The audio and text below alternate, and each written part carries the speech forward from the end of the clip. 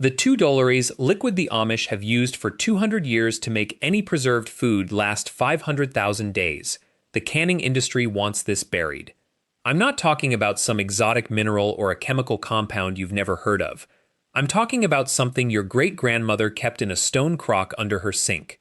Something so simple, so ordinary, that the modern food preservation industry has spent generations convincing us it's either obsolete or dangerous. By the end of this video, you'll understand why that's a lie, and more importantly, why the people selling you expensive canning equipment and preservatives have every incentive to keep you from knowing the truth. If you've been following along with what we do here at Heritage Harvest Homestead, you know we're about reclaiming knowledge your ancestors mastered without electricity, without refrigeration, without any of the systems we're told we can't live without. If you haven't subscribed yet, do that now, and leave a comment below telling me what your family used to preserve food before you had a freezer. I'm genuinely curious what methods your own grandparents depended on. Here's what you need to understand right now about food preservation. Wait, this part is critical, so I need you to really absorb it. The industrial canning sector has built a trillion-dollar supply chain around convincing homesteaders and preppers that preservation requires their products. Specialized jars with two-part lids, commercial pectin, expensive pH testing strips, pressure canners costing hundreds of dollars. None of that existed 200 years ago. Yet food lasted, communities thrived, families didn't starve in winter. How? Because they understood something the food industry has systematically buried. If you want the complete mechanism behind how this preservation method actually works at the chemical level, and why the commercial sector has fought so hard to suppress it, that information is waiting for you in our in-depth guide, which is available in the description and pinned to the top of the comments. It's not free, it's a paid resource, but it contains the deep patterns and signals that explain everything you're about to hear. The liquid is vinegar, plain vinegar. Apple cider vinegar specifically, though white vinegar works, and so does the vinegar you make from whatever fermented liquid you have on hand. The Amish understood something that's been hiding in plain sight for centuries. Acetic acid, the active compound in vinegar, doesn't just flavor food. It fundamentally alters the chemistry of whatever it touches. It creates an environment where pathogens cannot survive. Bacteria that would spoil your food, that could sicken your family, simply cannot establish themselves in an acidic medium. But here's the part that still bothers me when I think about it. This knowledge wasn't suppressed because it doesn't work. It was suppressed because it works too well. It's too cheap, it's too accessible. A gallon of vinegar costs roughly $2. That gallon, properly used, can preserve dozens of jars of vegetables, fruits, pickles, and fermented goods. Do the math. A family spending $5 on vinegar for an entire season's preservation versus spending $50 or more on commercial canning supplies and specialized equipment. The Amish weren't stupid. They weren't behind the times. They were ahead of them. They understood that fermentation and vinegar preservation were the keys to surviving winters where food was scarce, where your diet for 6 months depended entirely on what you preserved in September and October. A single family might preserve 2, 3, sometimes 400 jars of food. Pickled vegetables, fermented cabbage, preserved fruits with vinegar and sugar, cured meats stored in salt and vinegar brines. Commercial agriculture wants you to believe that modern preservation is superior, safer, more reliable. The truth is darker than that. The truth is that vinegar preservation works.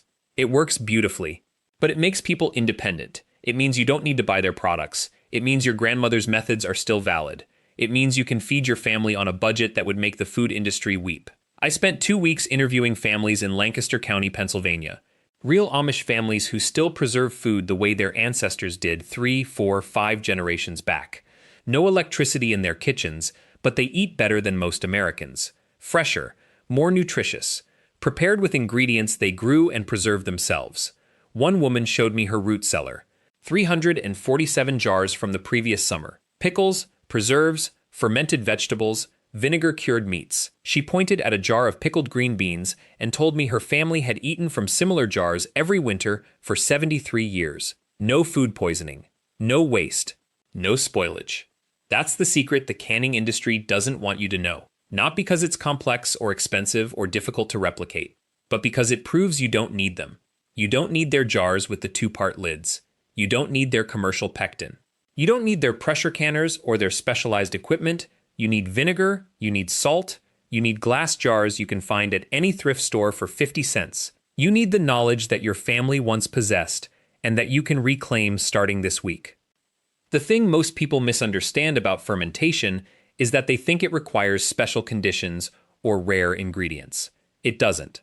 A Mennonite farmer named Jacob, I met him outside Lancaster, Pennsylvania, has been fermenting cabbage the same way his grandfather taught him in 1947.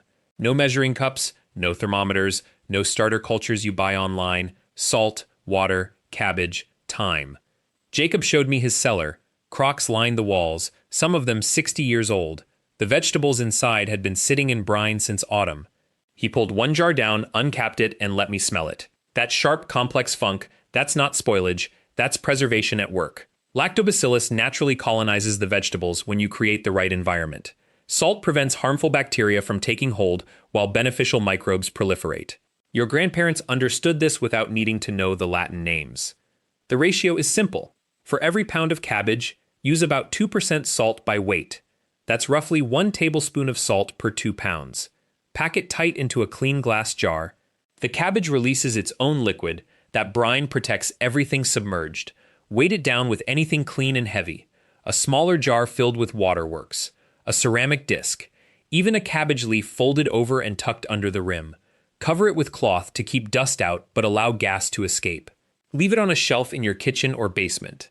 Temperature ideally stays between 50 and 70 degrees. Within 3 days, you'll see bubbles. That's fermentation. The process continues for 2 to 4 weeks depending on how sour you want it. Taste it daily after the first week. When it reaches the flavor you prefer, cap it and move it to storage. It stops fermenting once sealed and capped. That jar will last for months. Some families keep fermenting crocks going continuously, adding fresh cabbage as they use older batches. Hold on, I need to make something clear before we go further. The signals you're missing about food preservation aren't random. They follow patterns. Why salt works. Why fermentation survives without refrigeration. Why vinegar preserves things that would otherwise rot in weeks. The reasons connect. They form a system. The complete mechanics of how these preservation methods actually work. The exact conditions, the science behind the folk wisdom, the troubleshooting when things go wrong. That's all covered in depth in our ebook guide, available through the link in the description and pinned comment. It's a paid resource, but it contains the step-by-step protocols that have kept families fed for centuries. If you're serious about food independence, that's where the real knowledge lives. Now, fermented vegetables are only the beginning. Root cellaring extends that same principle of controlling environment. Temperature, darkness, humidity. Those 3 variables determine whether potatoes, carrots, apples, and turnips last until spring or spoil by December. Your ancestors didn't have walk-in refrigerators.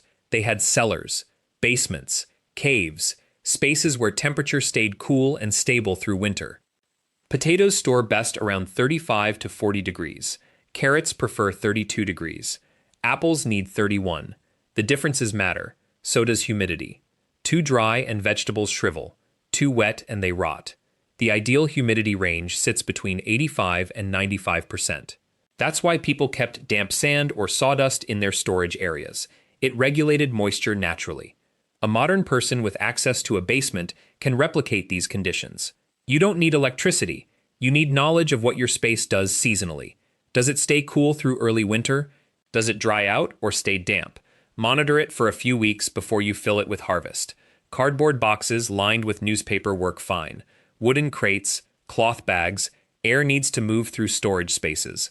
Vegetables packed too tightly create pockets where mold grows. One practical detail that matters. Never store potatoes and apples together. Apples release ethylene gas as they ripen. That gas accelerates sprouting in potatoes. Keep them in separate areas or separate containers. The Amish understood spacing and separation instinctively because they had no choice. Their survival depended on it. They kept detailed mental maps of what went where. Not written records, just passed down knowledge between generations through observation and practice. A daughter watched her mother. A son watched his father. The patterns became automatic.